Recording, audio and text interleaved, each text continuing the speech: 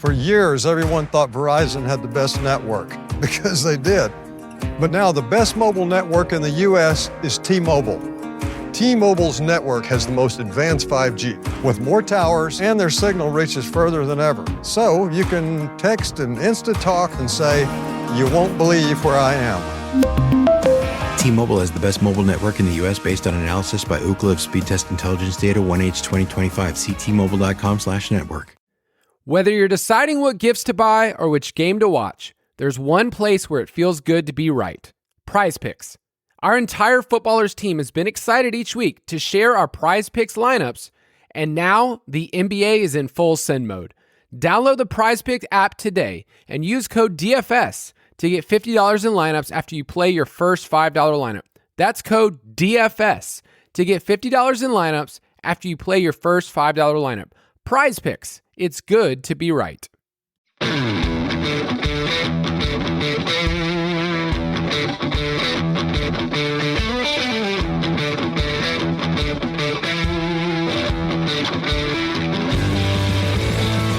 Welcome to the Fantasy Footballers DFS and Betting Podcast with your hosts, Kyle Borganoni and Matthew Betz.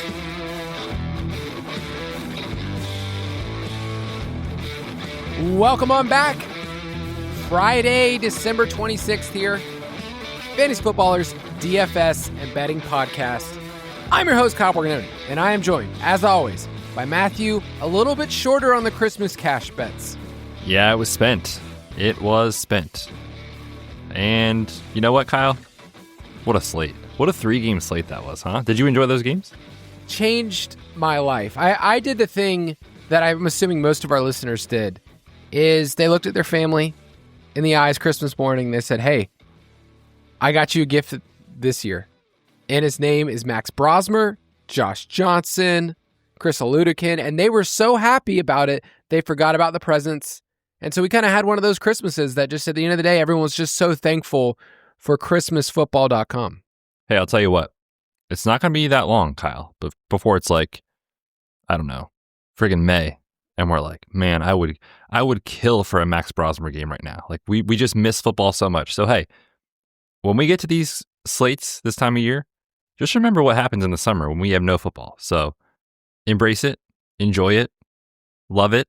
You know, I mean, if you could have told me start of the year on Christmas Day we get to watch Max Brosmer, Josh Johnson, and Chris Aludikin, I would have said, well, that's terrible. But you know, in May, I'm going to want that back. So yes, these are the good days, the good old days, Kyle, that we wish we'll have back later. Fresh off the Christmas Day slate, we are going to turn the page and talk about the Week 17 main slate, which feels like the little brother this week that is been around the entire time. And then you look up and you go, oh man, I gotta deal with this. I gotta actually dive into this slate, which feels like, you know, the same thing with Thanksgiving slate. When we go through that 3-gamer, we get to the main slate and we have to turn our attention. So hopefully this podcast will prepare you post-Christmas to look at the main slate for Week 17. So 2 more weeks of the regular season. But just a reminder, we go all throughout the playoffs with the DFS Pass, dfspass.com. We'd love to see your screenshots. We'd love to be able to talk to you in Discord. We talk through our props process with everybody on there. So dfspass.com. But we do have some cash picks. Straight cash, homie. So as we get into our cash picks for Week 17, I do got to ask the question, do you guys watch any other Christmas movies outside of Christmas season? Honestly, like maybe by like Saturday, pretty much done. Like we don't like linger Christmas movies into the next week. So that's the part about Christmas that I actually am sad about a lot of the years. Is like there's such a buildup and then on the 26th, it's just like over, you know? But maybe that'll change with my girls as they get older. But as of now, no, it's pretty much like once we get to Saturday, Christmas movies are done. Yeah, I know that I will be like, because I set up everything like on our house. We have, you know, our wreaths on the right above one of our roofs, and I have to do all this stuff of taking everything down. It's almost like I have to clear an entire day of doing that. It's just kind of sad. It's just manual labor that's sad. Putting it up is fun. It is. But taking it down sounds... Now, Home Alone gets watched a couple times throughout the year. I've shared that on the podcast. Betz knows that about my kids. They will still watch Home Alone multiple times. Not Home Alone 3, though. Not a fan. Oh, dude. That's the worst when series that you love just go one too far and you're like, like we talked about on the show, Julio with the Titans, it's like, that was just one too many. And they did that with Home Alone 3. It was terrible. My kids turned it on, and it's a bad movie when about 10 minutes in, my kids go, I don't want to watch this. When 1 and 2 is basically maybe their favorite movie, not Christmas movie, just favorite movie, period. And 3 is so bad, the plot line is so bad that you just kind of have to go, all right, we'll turn this off. And I won't give it another chance. So it is what it is. For week 17, we have a couple of quarterbacks that are in the same game that I think will garner a ton of attention. Joe Burrow at 6.5, Jacoby Brissett at 5.7 in the same game. Do you have an early preference? There's $800 difference between them two. I feel like I lean a little bit more on the Burrow side as of this recording. Yeah, their team total is over 30 points for the Bengals. So whatever Bengal you like this week in DFS, to me, the answer is yes. The Cardinals just lost their best defensive tackle. They have multiple players in the secondary done for the year, and they already were terrible before that. So it's just like, man, you could see Cincy kind of doing whatever they want here. I really like Burrow, whether it's in cash or tournaments. We'll talk about Jamar Chase in a minute. I think Chase Brown is in play. So you're going to see a ton of Bengals this week for good reason. I think just kind of given like talent level, if we just zoom out on what's happening on the Cincy side, I prefer Joe Burrow. Not that I don't think you can play Jacoby. Obviously, you're hoping they get in a negative game script and trail. But we talked about it for weeks, right? It's like at some point, the shoe will drop. It dropped last week when nobody saw it coming. I could see it dropping again here. It's a good matchup against the Bengals for, the entire season. But like kind of quietly, they played a little bit better recently. I'm not sure if that's small sample or what, but just, how healthy is Marv? And they put Michael Wilson. I don't know if you saw like his route tree from last week. They put him in like traditional only X receiver and had him run like 4 different routes and didn't get targeted on this. Like every target was on the sideline. So the stuff that we were seeing without Marv just completely went away. So, maybe I'm nitpicking here, but I prefer Burrow even for that extra money. I will say we didn't talk about him here in this section, and we'll talk about him a little bit later. But if you wanted to play Drake May in this game against the Jets, that's totally cool too. Just depends on pricing and kind of how you want to build. But yeah, those two quarterbacks in the Cincy Arizona game look strong. If I had to pick one, it would be Burrow, even though he is more expensive. We will break down Cincinnati and Arizona in a second because I think there is some systemic risk with the Cardinals. We talked about that last week where everyone was just like, oh, we're just going to print with Jacoby Brissett. In cash, it was fine. But we did talk about in tournaments, it was a bit of a scary proposition. Tyler Shuck is 5.2. I think he's fine at his price point. The Saints have been looking a lot better recently. We talked about Kellen Moore a little bit on the Dynasty podcast. If you want a deep dive, that was on Wednesday's Dynasty episode. And then the last quarterback I need to mention, probably more for tournaments, but it's Trevor Lawrence, who's been playing out of his mind. He's been the QB2 since coming out of the bye.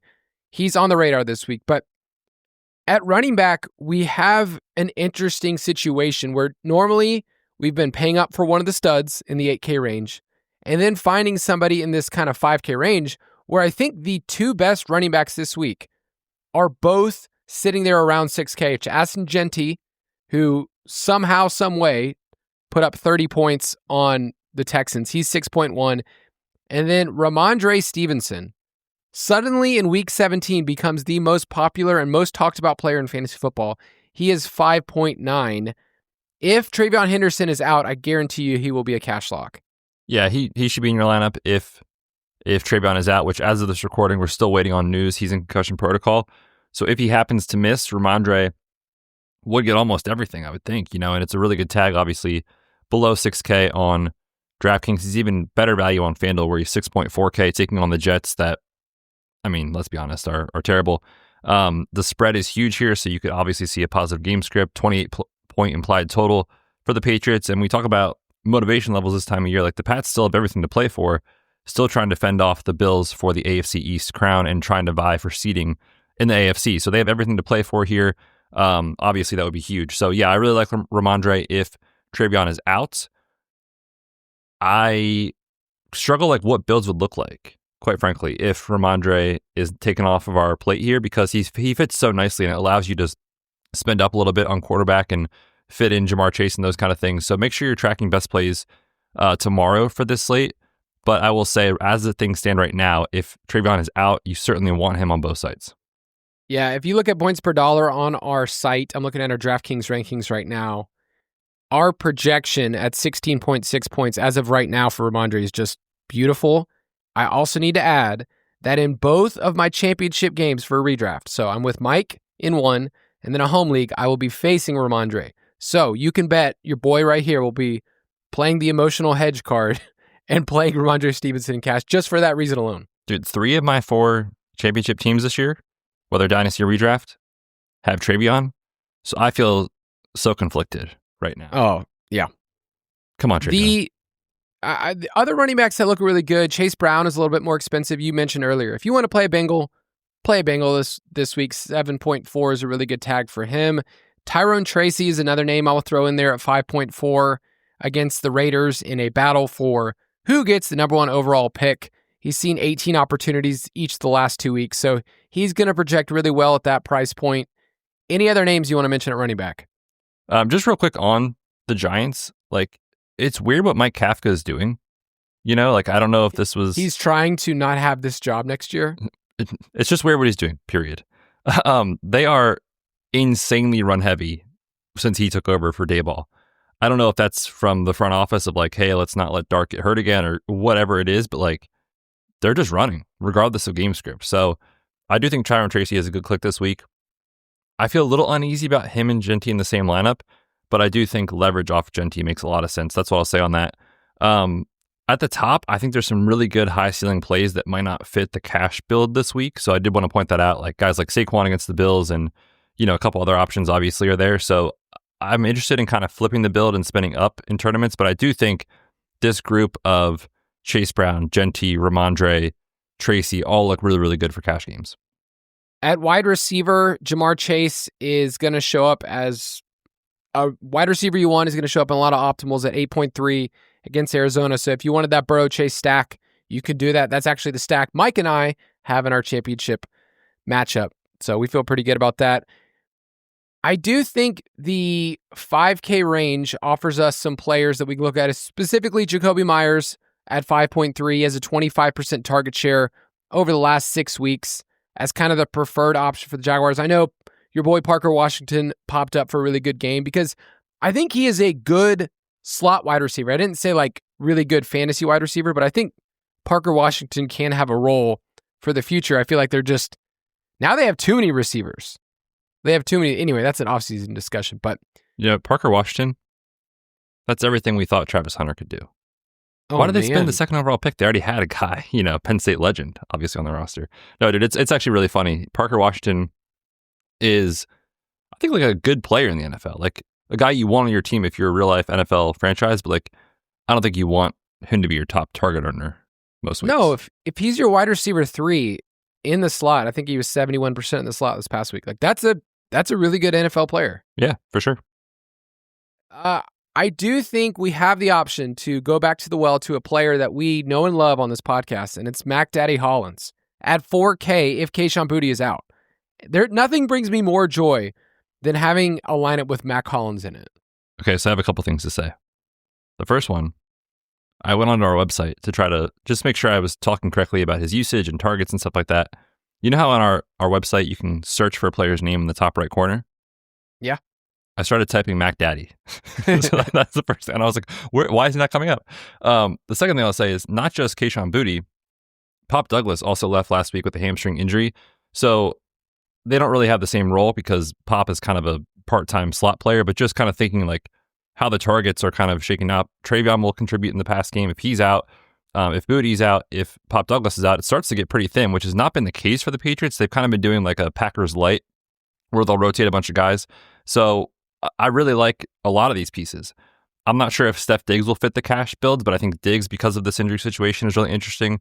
I think in large field tournaments, if you wanted to throw a dart on Kyle Williams, if players are out with injury, that's interesting.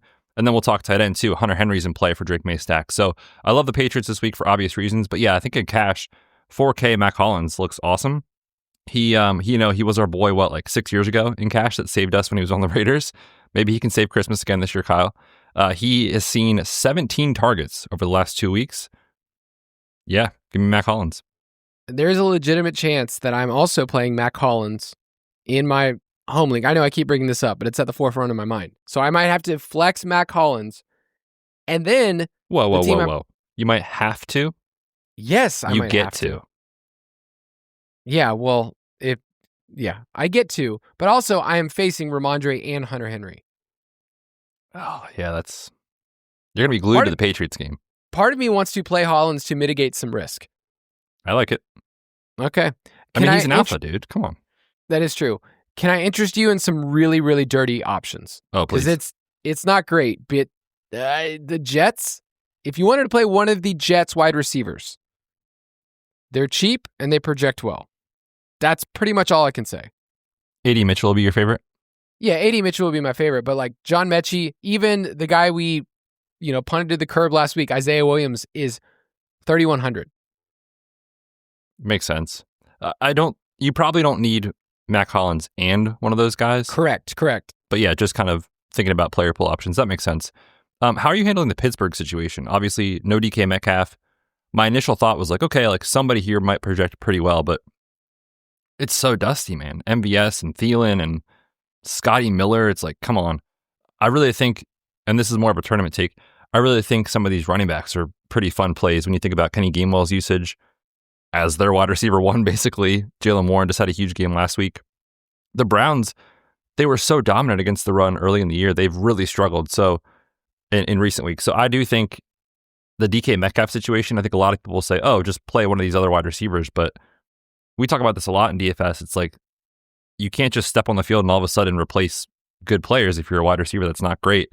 And that's how I feel about the situation here. So I think I'll probably have a fade on most of these other Pittsburgh guys, with DK Metcalf being out, and kind of look more towards tight ends in tournaments or the running backs. Yeah, I mean, Gainwell at 5,600 with Metcalf out looks even better. He should be over 6K based on his usage and based on him being the wide receiver one on this team. So yeah, I'm with you there. I think I just wanted to give people a menu of saying, if you're going to pay up for Chase, let's say you're going to go Jacoby Myers. I also think Chris Olave is in play at 7,200. Mac Hollins, you're probably going to dip in a couple different price ranges. But yeah, if you're playing Mac Hollins, you don't have to go down in the 3K range.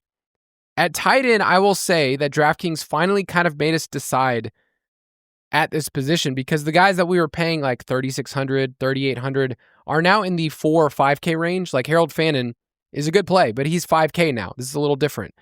Even Juwan Johnson is 4,200, which is just a little bit more than what we were paying a couple weeks ago.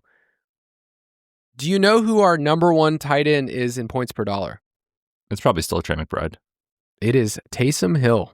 Oh, man. I'm worried about Taysom, man. I think there's a lot of projection volatility here. Oh, for sure. No. I was looking at how he was used this past week, where you get 5 targets, you get to throw a touchdown, you get to run. It's like, you can't just say that's going to happen week to week, but he's $2,700. So tournament only for me, but it would, like, he's just going to project in what we have him down for 9.3 points on DraftKings. What's his price again? 2,700. Okay, yeah, I might have to reconsider that. It's just going to work out at the tight end position that way. So he's in the pool for me, but I do agree. I think there is risk. Yeah, for those that missed kind of what happened in New Orleans last week, obviously it was the first game without Devin Neal, and Kamara's still hurt and all those things. And so everyone was like, oh, maybe it's Estime. And then they came out and gave Taysom Hill a huge role, not only as a runner, but they also gave him a bunch of targets. And now there's some speculation and questions like, did they do that because it was probably his last home game and he talked about retirement, after the game and stuff like that. So there's a lot of questions about that I really don't know, quite frankly. So try to do some digging this weekend, maybe on Twitter or something, and check out Nick Underhill's page. He always has everything Saints related. But if this is like part of the plan, then for sure he's way too cheap and he's an awesome play.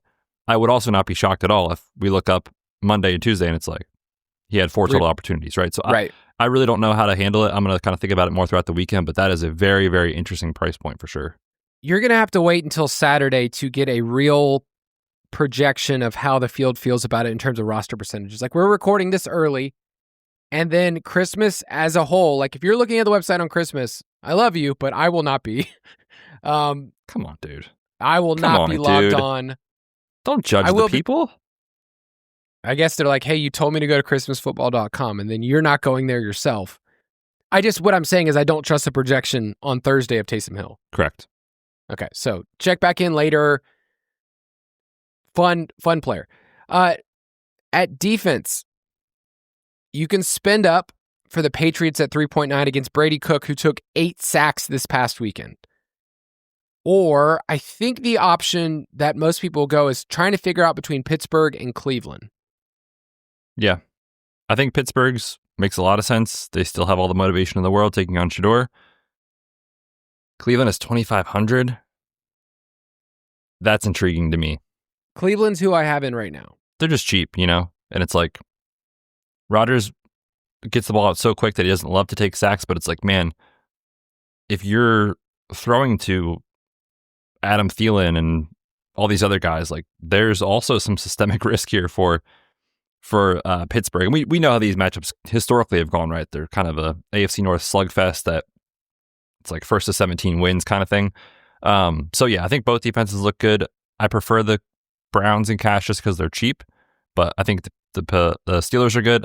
And it's kind of weird this year on DK scoring. Like every week I'm considering these expensive defenses in tournaments because they are at this point in the calendar playing such horrific quarterbacks that the ceiling is certainly there if things go crazy. We saw that with Seattle a month ago with Max Brosmer or whatever it was. So yeah, I think the Patriots should make your player pool for tournaments. I was looking at the pool of defenses this past week, and it was like 40-50% punted with the Jets. At 2,100, the Jets got killed, but they put up 4 points. And so I think the way that people are kind of looking at cash is saying, I know that everybody else doesn't really care about this position. I'm not worried about the ceiling outcome from the Patriots because I just think the field is not going to want to pay $3,900 for it. So at the end of the day, it's like, I'm just going to punt with everybody else. And like the other defenses people played last week it was the Jets, the Titans, and the Bengals, and they were all 2,500 or below. So the Browns at 2,500 feels like a gift. Yep, I'm with you. Yeah, I wrote that up in my cash review article, which, by the way, I did write my final one of the year. If you want to check that out on the website, my whole process, everything else, that was my final cash review of the year. But we will still be going all throughout the playoffs. I kind of start slowing down my cash pool where I'm like, I don't play as big a volume so that I can get ready for the playoffs and just, get in shape for the NFL playoffs. Love it. All right, let's take a quick break and we'll be right back. The Kia Sportage Turbo Hybrid has a bold design, a spacious interior with 232 horsepower, and a 12.3-inch panoramic display to keep the adventure going and fit with the way you live. And with SiriusXM, every drive comes alive, bringing you closer to the music, sports, talk, and podcasts you love, right in your vehicle or on the SiriusXM app. Every SiriusXM-equipped Kia Sportage Turbo Hybrid includes a 3-month trial subscription to SiriusXM, so the experience begins the moment you drive. Learn more at kia.com/sportage-hybrid. Kia, movement that inspires. Traditions are a game changer. Traditions have the power to turn a simple moment into a memory. Bring a whole city together. And they're even what inspires us at Tostitos to make our masa the traditional way. Starting with whole corn kernels. No artificial flavors, colors, or preservatives. We craft our chips for whatever your tradition is. Tostitos. Tradition matters. Official chip and dip sponsor of the NFL.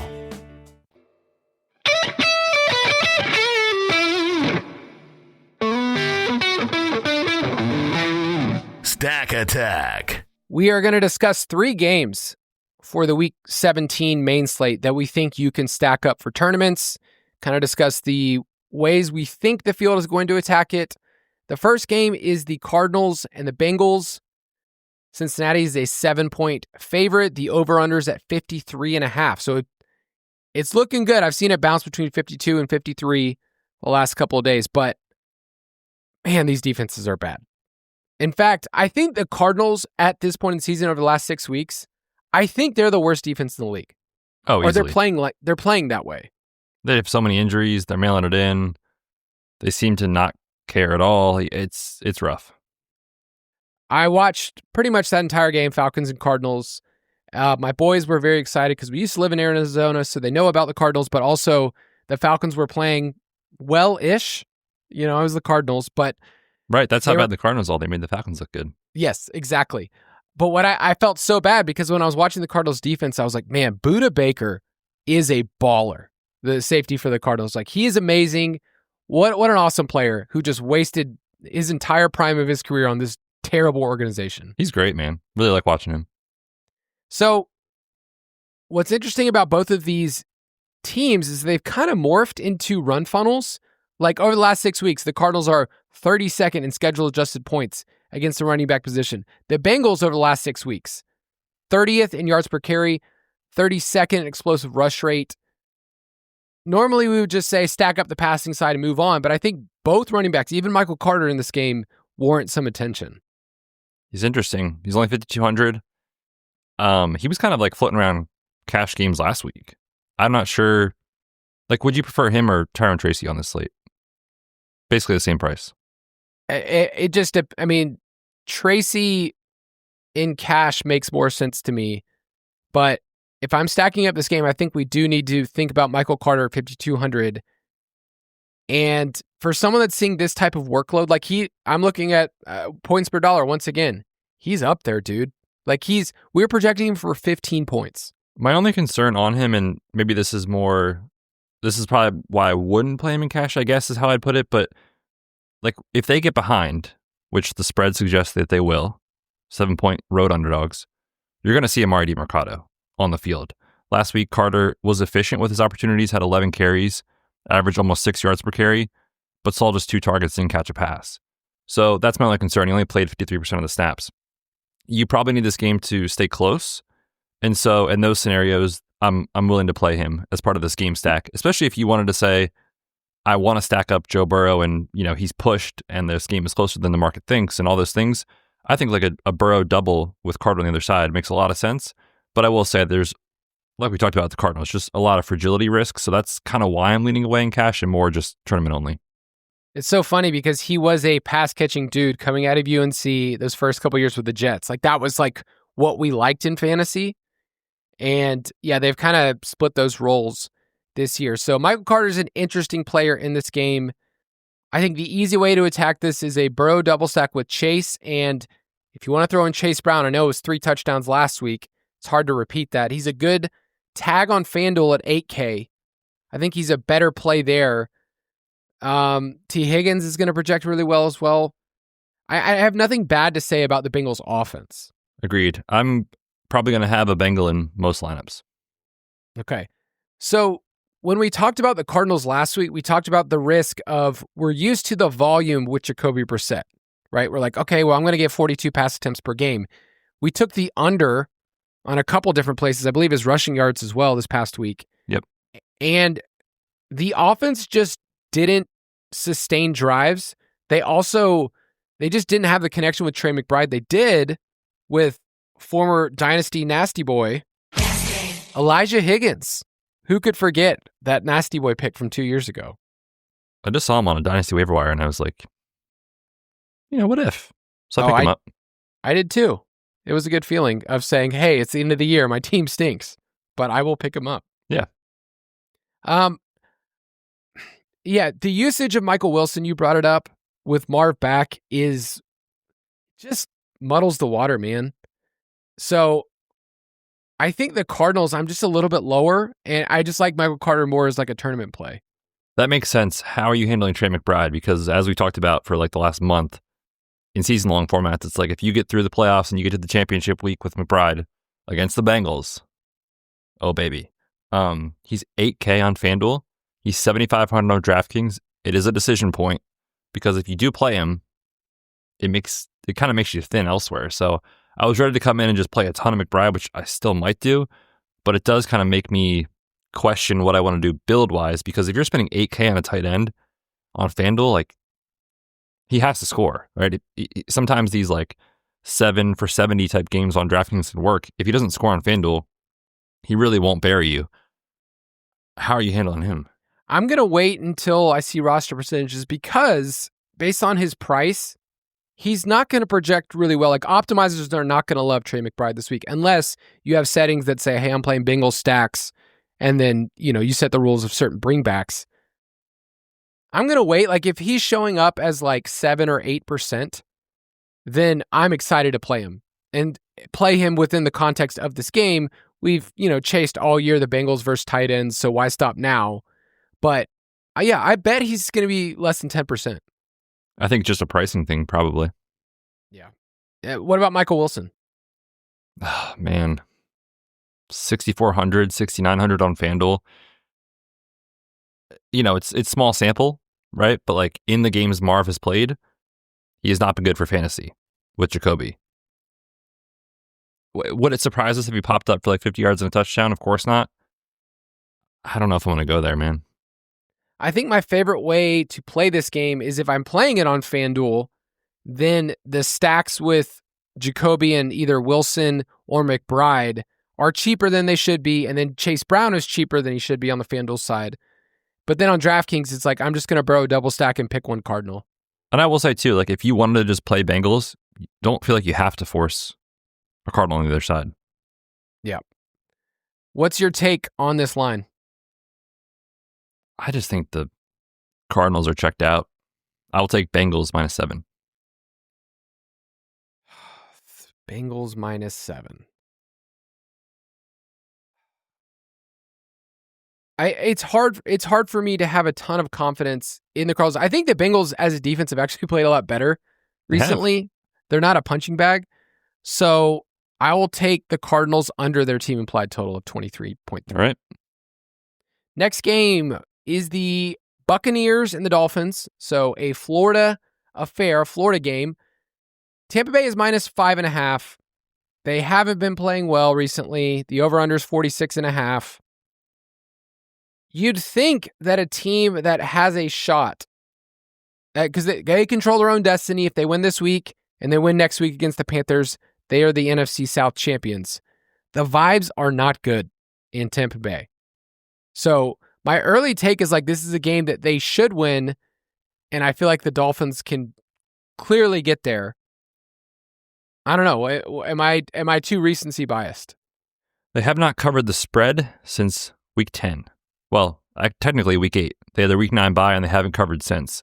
So yes, they've been underperforming based off market expectations. I think part of that is just regression from Baker. Part of it is injuries. Part of it is just, suboptimal defensive play. Like they've had issues everywhere.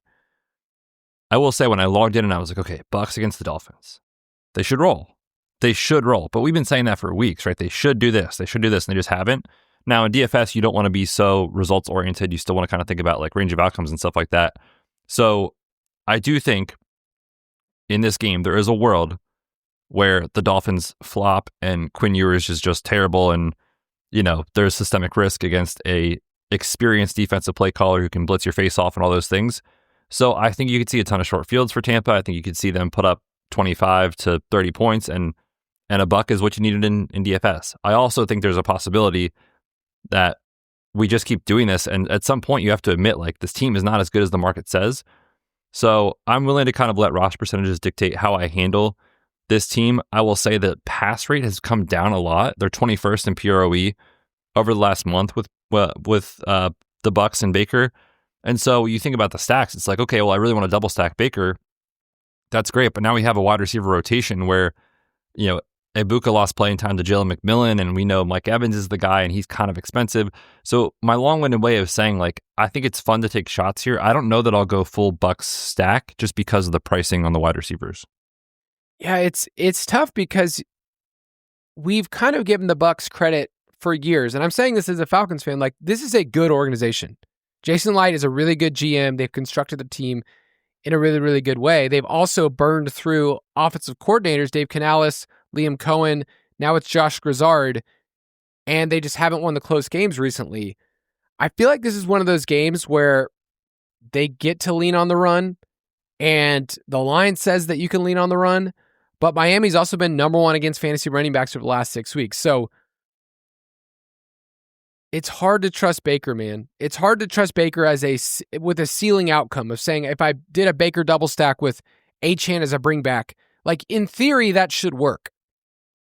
And yet I have so many questions about how Baker performs against this defense. So one of the stats I was looking at is that they are averaging the lowest yards per pass attempt in the NFL against man coverage. It's the lowest of any team over the last 3 years.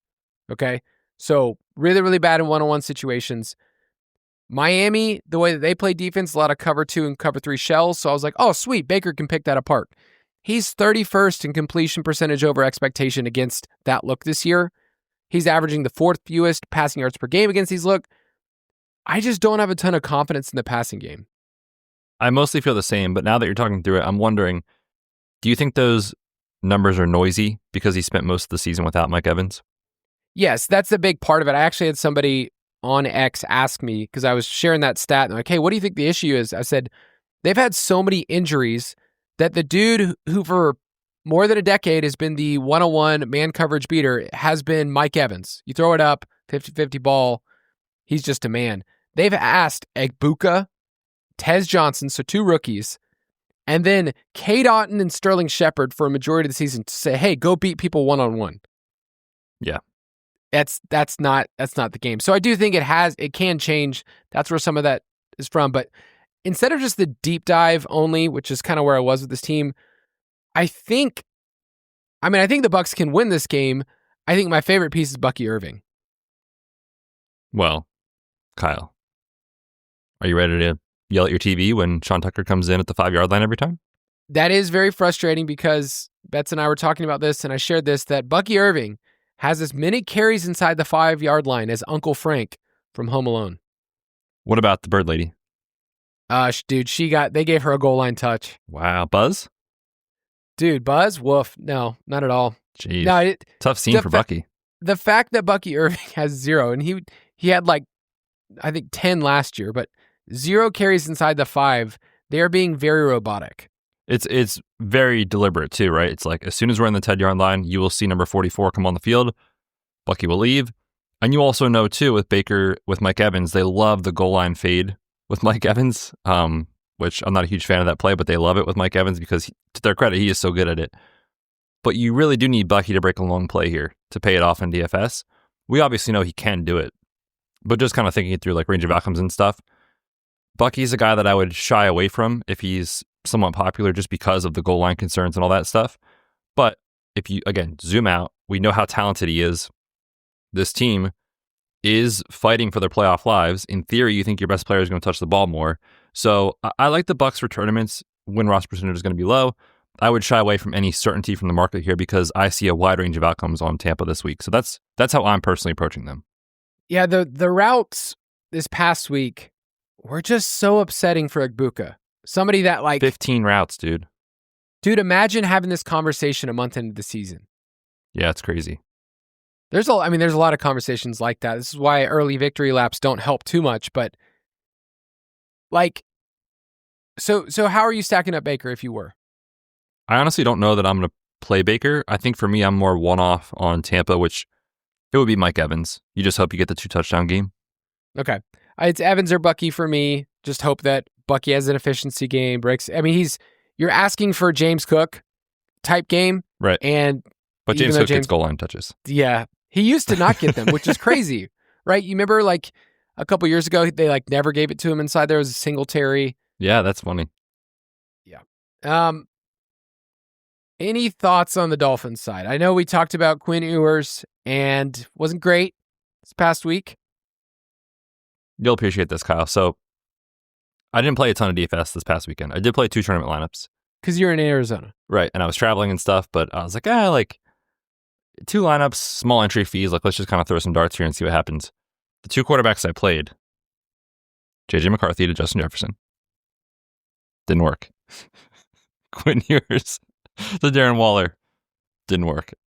So I have a personal bias. You were just trying to get dirty with a 4K quarterback. Exactly. And we talked about that on the show. I was like, they project okay. And if the top of the quarterback pricing fails, this could work. It did not work.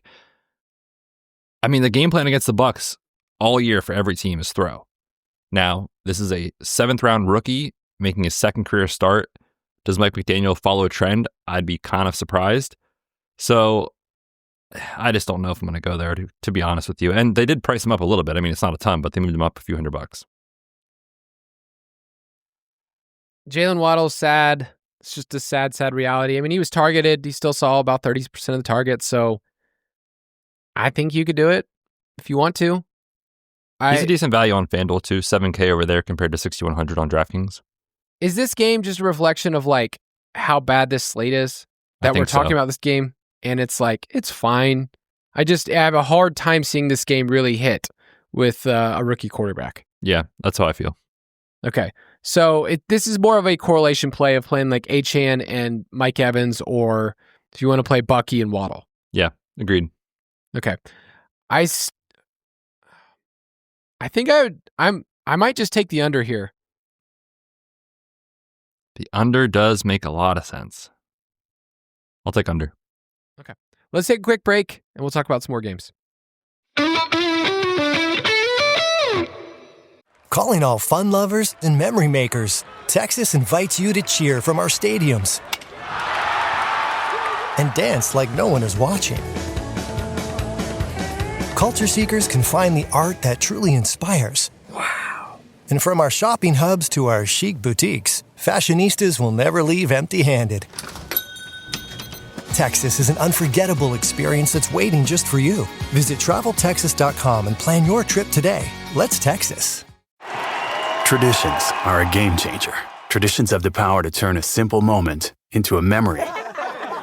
Bring a whole city together. And they're even what inspires us at Tostitos to make our masa the traditional way. Starting with whole corn kernels. No artificial flavors, colors, or preservatives. We craft our chips for whatever your tradition is. Tostitos. Tradition matters. Official chip and dip sponsor of the NFL.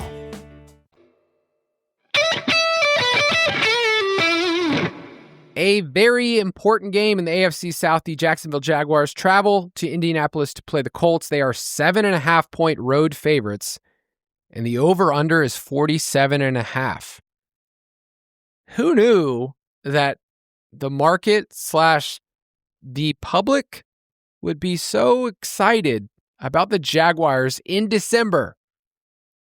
It's kind of fun, man. It is very fun, and we did a deep dive on Trevor Lawrence's film on the Dynasty podcast. We talked about the implications of their wide receivers. It's a good core, and they're set up right here to win, and they technically still have a shot at the number 1 seed. They do. Speaking on that real quick before we get into this game, what are your thoughts on Liam Cohen for Coach of the Year?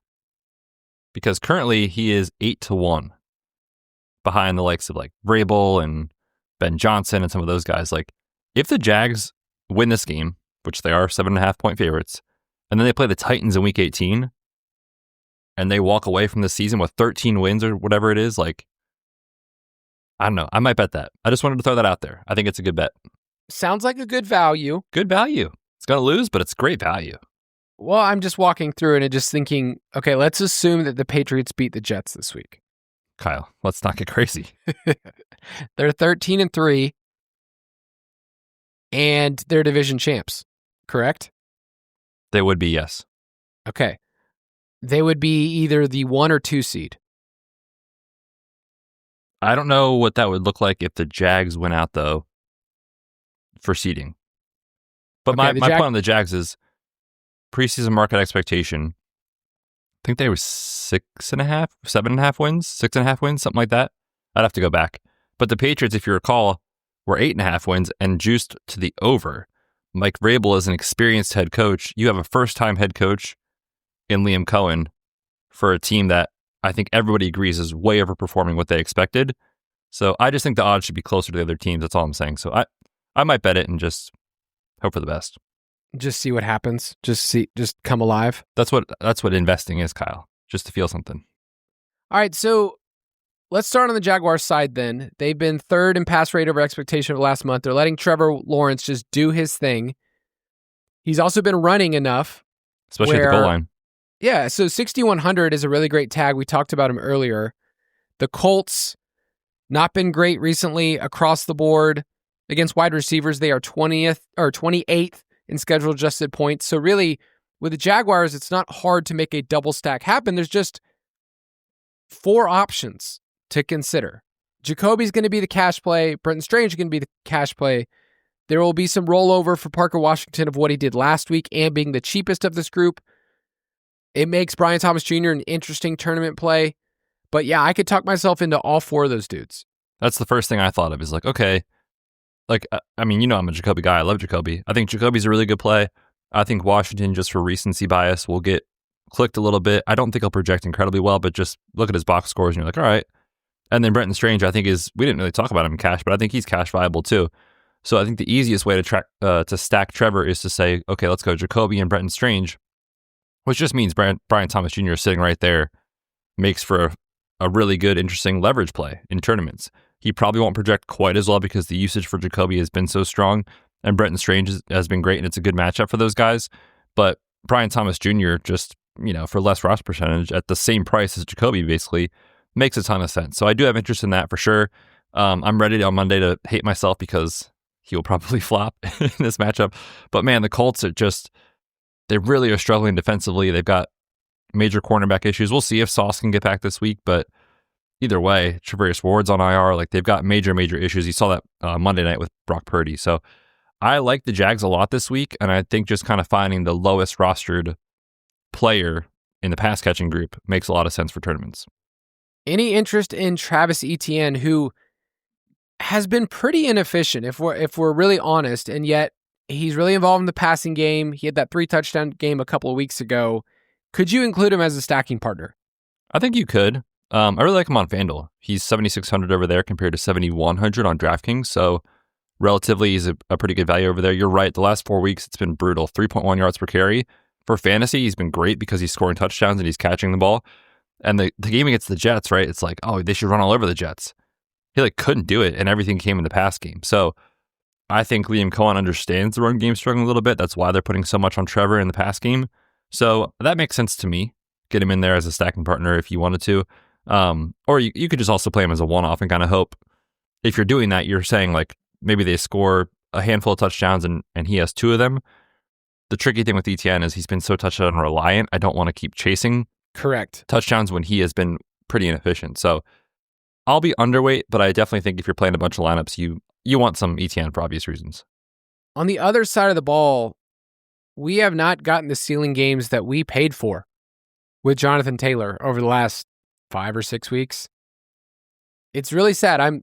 He is my RB1 going into my championship game, and I'm like, this is not the matchup. The Jags over the last 6 weeks, number 1 in rushing yards per game allowed, 7th in explosive rush rate.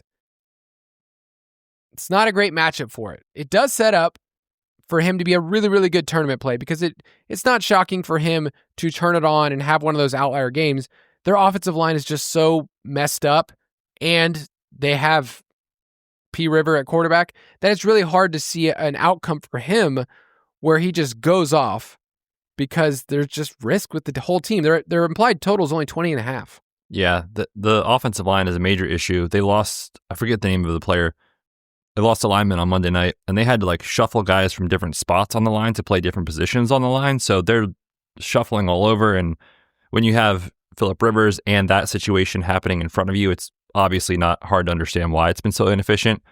The other thing is, with P. River, everything is out of shotgun, right? That Taylor, get this guy downhill and let him explode, and that's kind of tough to do when your offensive line can't move anybody.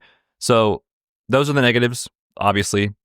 But if you zoom out again on a player who's insanely talented, that is still seeing the workload, right? 21, 29, 19 opportunities last couple of weeks. He's seen 4 and 3 targets with Phillip Rivers, so you will get some of that bump in the pass game. I know the matchup is terrible, but he does feel like a really, really good tournament play if you just say, hey, look, this is a guy we would be... If we got Jonathan Taylor 7,800 2 months ago, he would easily be the most popular player on the slate. Now, because of the systemic stuff, nobody's going to play him. He's a good tournament play, but obviously you can't go there in cash. The target share since Phillip Rivers, so the last 2 weeks, has been a lot of Tyler Warren, but not a lot of complete passes to Tyler Warren. That is also key to scoring fantasy points. Michael Pittman's at 16%. Josh Downs actually seen the biggest uptick, which kind of makes sense where he runs his routes around the line of scrimmage. Any thoughts on the pass catchers here of where you want to go? Yeah, I kind of like Warren a lot this week, actually. He's 4,400. He's kind of just off the fringe of cash, right? We talked about Brenton Strange in the same game. We talked about Fannin, obviously Trey McBride at the top, but Juwan Johnson's kind of in the same price range. So I don't think a lot of people are going to play Tyler Warren, and Jacksonville has been giving it up to tight ends all season. Makes a lot of sense to me, especially with the usage. And we talked about it on the Tuesday show. It's like they just missed him in the corner on that touchdown pass. So him and Josh Downs, I think, make the most sense for kind of how Phillip Rivers is performing right now, which is a lot of short stuff, get the ball out quick, all those things. So I do have interest in those guys. I don't think I'll be stacking P. River, but either Downs or Warren as a one-off play, especially if they're low roster, it does make sense. This game does have like potential when you look at the other ones to compete with the Cardinals and Bengals if the Cardinals fail. So that when we talked about that game earlier, we kind of looked at it through that lens. What you're looking at here is the Jaguars to put up over 27 points, and then one or two options from the Colts to really push this game in a dome. So there is opportunity for a shootout here. The Colts still have something to play for. They need to win out. So I like this game because the wide receivers on both sides, I mean, other than Jacoby, nobody else is going to get played a ton. So then it's kind of all spread out. So if you are stacking this game, and let's say you're doing like a 20 max, you're just kind of saying, I'm going to have a couple different combinations here. But I do think Warren is definitely one of those that's going to get lost. Like, he's not going to get played in cash. Yeah, agreed. Okay, so 4,400. I like that. He's going to definitely be leveraged over Strange. Any final thoughts here? I don't think so. Do you want to play Phillip Rivers just to light something on fire and see what happens? I played him on Showdown. Yeah. And for a period, I was like, okay, Grandpa Phil, we're cooking here. And he ended up, I don't think in the optimal. But that's an example of like what could happen in this type of game where if the Jags can roll and put up points, like they kind of have to just throw a bunch and Rivers can, I don't want to say be efficient, but do enough to support one of these guys. We saw that with Alec Pierce in this game. So that's why I have interest in Downs or Warren as one-offs. But no, I'm not going to be stacking up P. River.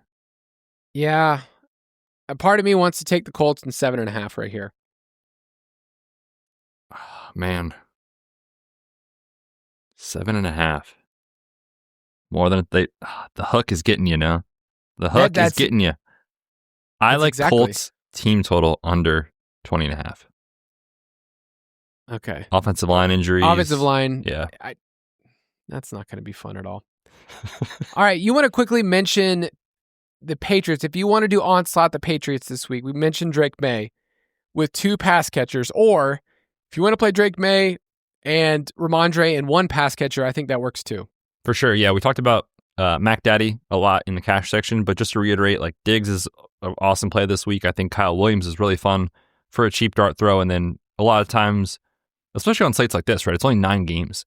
If you can find 1 or 2 teams that just roll and those are the teams that put up a bunch of points, that can be viable if you're playing the quarterback with the running back. So I do have interest in Drake May with Ramondre if it is only Ramondre, even though he'll be popular.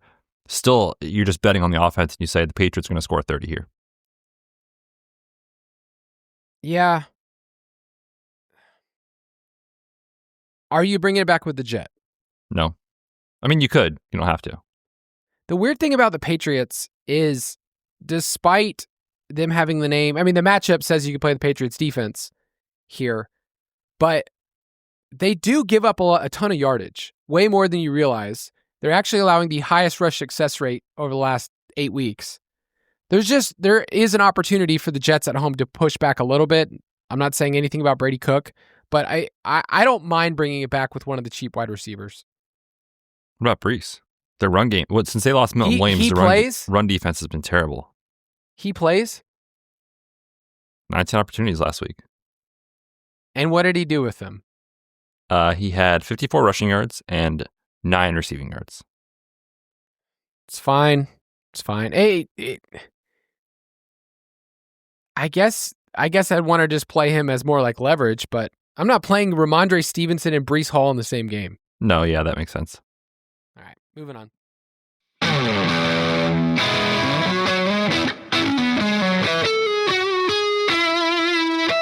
Slate Breaker of the Week. I'm going to give a player that, when I told Betz this earlier, I said, I am making this pick as if the coaching staff is doing something rational. And they haven't done anything rational for a long time. But I think Bucky Irving is priced and will be played at a spot where he can be leverage on the field. He can end up with one of those 100 yards and 2 touchdown type of games. He was not targeted at all last week. So I'm asking Josh Grizzard, I'm asking Todd Bowles to do some self-scouting and say, hey, if you want to stay alive and be in the playoffs, you should target one of your best players because a lot of those other wide receivers are not working. The last time he had a game without any targets was his second career NFL game. So I think you're going to see a little bump there. Bucky's still been efficient as a runner, but so maybe a long shot here. If I like anybody from the Buccaneers, it's him or Evans. Okay. Takes a leap of faith, but that's why the risk reward is there, right? If he's not going to get played and he pops off, it's worth it. I'm going Saquon. Call me a homer, Kyle. Homer. Okay. Man, are the Eagles back? Are we back, Kyle? Oh my God. I don't want to overreact to some soft matchups recently, obviously the Raiders and the Commanders, but the Bills' run defense is terrible. They are 32nd in EPA per rush, 27th in rush success rate. Since week 10, we might have a little bit of winter weather, some wind in this game in Buffalo, and more importantly, Lane Johnson expected back this week for Philly. So Saquon is expensive, but we have seen the ceiling come back. And to their offensive line's credit, remember we talked all the first 2.5 months, it's like the offensive line is not playing well. In weeks 1 to 11, they were averaging 1.67 yards before contact per attempt. Since week 12, 2.40 yards before contact per attempt, which is a top 10 mark in the league. So if we get that back and that continues against the Bills defense that has given it up all year to opposing running backs, I think Saquon's due for a big game here. Man, I feel like I have not clicked the button other than like primetime games. We're playing shutdown. Like I have very few memories of Saquon Barkley in DFS in 2025. Get ready to remember the good times, Kyle, this weekend. Okay, just fan check here. Are you at least like, okay, we could make some noise? No. So anything is a bonus from now on, is what I'm hearing. I mean, I think they'll probably win a playoff game. But like, dude, the NFC is loaded. Loaded? Yeah. Yeah, the 49ers right now are, the 5th seed? The Rams are the 6th seed? Yeah, if the playoffs started this weekend, the Eagles would have to play the Rams. Yeah, and either one of those teams, 49ers and Rams, could end up still being the 1 seed. Correct. Pretty wild stuff. Prop it like it's hot. If you want all of our props, you can find them in the DFS Pass, dfspass.com. Every single week, we get to notify lovely people in Discord and let them know before we take some of these lines. The first one I have for us today is an old friend of ours, Van Jefferson. This is more of like, I've just never taken an over of Van Jefferson, so why stop now? So under 23.5 receiving yards, he's been under this in 6 of his last 8. He has just an 11% target share over his last 5 games. He is still running enough routes, so I will give him some credit that he is still alive in the NFL from that standpoint, but he's never been a guy that earns targets. It's one of those things where he needs to catch 3 balls, and that's usually something he does. Like I said, under in 6 of his last 8. His receptions line on most books is 2.5. The under with juice to the under is almost 200, minus 200.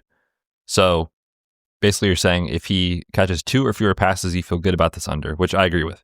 And the Saints pass defense has actually been awesome this year too. So I do like that call as well.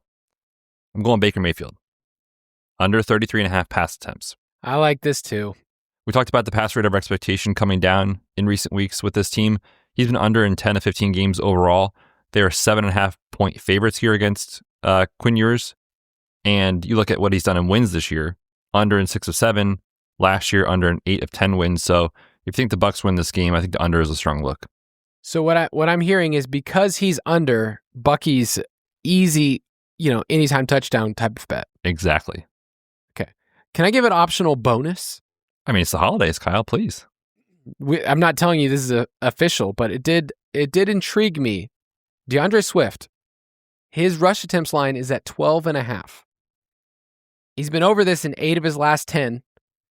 And the 49ers are a defense that you can run on. They're one of the highest rush success rates in the NFL. So if you think that the Bears keep it close, I think this is a line where he can hit it. I just feel gross telling you about an over, but this is a safe space for me to do it. Nobody can make fun of you here. I mean, his rushing yards also look pretty good. 54.5. He's over that in 8 of his last 10. We know what the Bears are going to do. They're going to run the football. Right. I think it makes sense. Yeah. One of those two. I can't figure out which one. The attempts is what I went with here, but those are kind of the optional. This is the few overs that I will mention out loud. I just can't do it that much. It's fine. Safe space here, Kyle. All right, Betz. Why don't you sign people off and tell them to have a good weekend? Yeah, everybody enjoy the holiday weekend. Should be a great slate of football games. We have 2 Saturday. I'll have a contest up on DraftKings for us in our league for that. And then we have some Sunday stuff. And of course, the Monday Night Hammer, Rams and Falcons, will be in Discord for that event.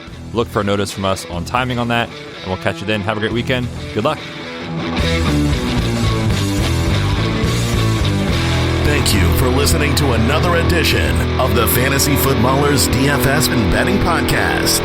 Don't forget to visit us on the web at thefantasyfootballers.com. The Kia Sportage Turbo Hybrid has a bold design, a spacious interior with 232 horsepower, and a 12.3-inch panoramic display to keep the adventure going and fit with the way you live. And with SiriusXM, every drive comes alive, bringing you closer to the music, sports, talk, and podcasts you love, right in your vehicle or on the SiriusXM app. Every SiriusXM-equipped Kia Sportage Turbo Hybrid includes a 3-month trial subscription to SiriusXM, so the experience begins the moment you drive. Learn more at kia.com/sportage-hybrid. Kia, movement that inspires. Traditions are a funny thing.